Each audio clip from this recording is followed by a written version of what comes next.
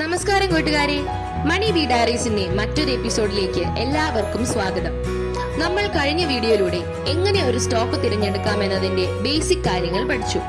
ഇനി നമുക്ക് അടിസ്ഥാനപരവും സാങ്കേതികവുമായ വിശകലനം ഉപയോഗിച്ച് സ്റ്റോക്കുകൾ എങ്ങനെ തിരഞ്ഞെടുക്കാമെന്ന് നോക്കാം.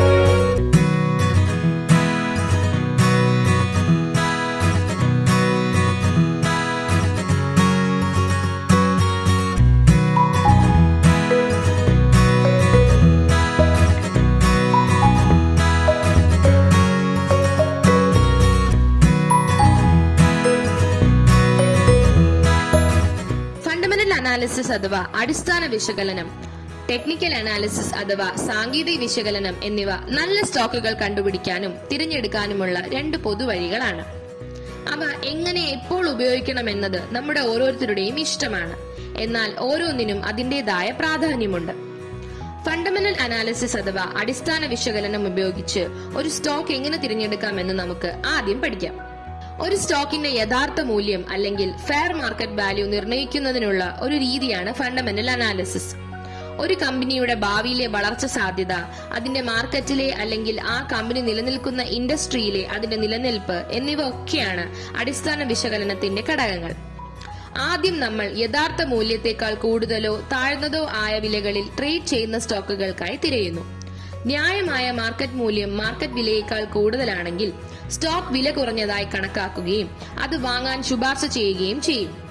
ഒരു സ്റ്റോക്കിന് നിലവിലത്തെ മാർക്കറ്റ് വിലയേക്കാൾ താഴ്ന്ന അന്തർലീനമായ മൂല്യമുണ്ടെങ്കിൽ സ്റ്റോക്ക് അധിക മൂല്യമായി കണക്കാക്കുകയും അത് വിൽക്കാൻ ശുപാർശ ചെയ്യുകയും ചെയ്യുന്നു.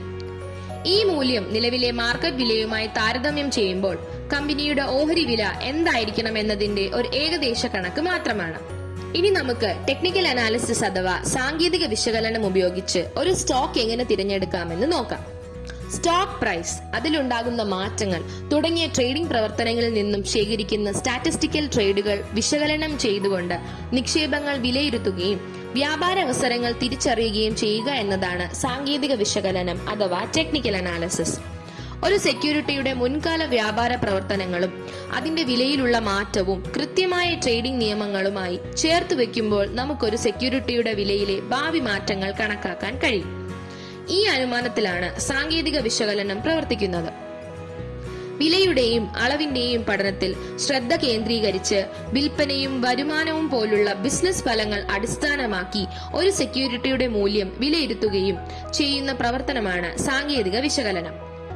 ഒരു കമ്പനിയെക്കുറിച്ച് ലഭ്യമായ പൊതുവിവരങ്ങളും അതിന്റെ സ്റ്റോക്ക് വിലകളും ഇതിനകം പ്രതിഫലിപ്പിക്കുന്നു എന്നതാണ് ഇവിടെയുള്ള ആശയം. കൂടുതലും വ്യാപാരികൾ ഷോർട്ട് ടേം ട്രേഡുകൾക്കായി സാങ്കേതിക വിശകലനമാണ് ഉപയോഗിക്കുന്നത്. ഇനി ഫണ്ടമെന്റൽ അനാലിസിസ് ആണോ ടെക്നിക്കൽ അനാലിസിസ് ആണോ ഉത്തമമെന്ന് നമുക്ക് നോക്കാം. സ്റ്റോക്കിനെ പറ്റി വിലയേറെ വിവരങ്ങൾ വെളിപ്പെടുത്താൻ രണ്ടു രീതിയിലുള്ള അനാലിസിസിനും സാധിക്കുന്നു. ഫണ്ടമെന്റൽ ഫാക്ടേഴ്സ് ഏത് സ്റ്റോക്ക് വാങ്ങണമെന്നും ടെക്നിക്കൽ ഫാക്ടേഴ്സ് എപ്പോൾ എങ്ങനെ വാങ്ങണമെന്നും സൂചിപ്പിക്കുന്നു. സ്റ്റോക്ക് തിരഞ്ഞെടുക്കുന്നതിന് ഫണ്ടമെന്റൽ അനാലിസിസും എൻട്രി എക്സിറ്റ് പ്രൈസസ് തീരുമാനിക്കുന്നതിന് ടെക്നിക്കൽ അനാലിസിസുമാണ് ഉപയോഗിക്കുന്നത്. സ്റ്റോക്ക് മാർക്കറ്റ് ട്രേഡിംഗ് മറ്റെല്ലാ പഠന പ്രവർത്തനങ്ങളും പോലെ തന്നെ ഒരുപാട് കാര്യങ്ങൾ പഠിക്കാനും പരിശീലിക്കാനുമുണ്ട്. ടെക്നിക്കൽ അനാലിസിസിനെയും ഫണ്ടമെന്റൽ അനാലിസിസിനെയും കുറിച്ച് വളരെ വിശദമായ ഓരോരോ വീഡിയോകളായി ഉടനെ തന്നെ നമുക്ക് കാണാം. അടുത്ത വീഡിയോയ്ക്കായി കാത്തിരിക്കുന്നതിനോടൊപ്പം ഈ വീഡിയോ നിങ്ങളുടെ സുഹൃത്തുക്കൾക്കൊക്കെ ഷെയർ ചെയ്യാനും അവരെ കൊണ്ടൊക്കെ മണി ബി ഡയറീസ് സബ്സ്ക്രൈബ് ചെയ്യിപ്പിക്കാനും മറക്കരുതേ. താങ്ക് യു കൂട്ടുകാരെ.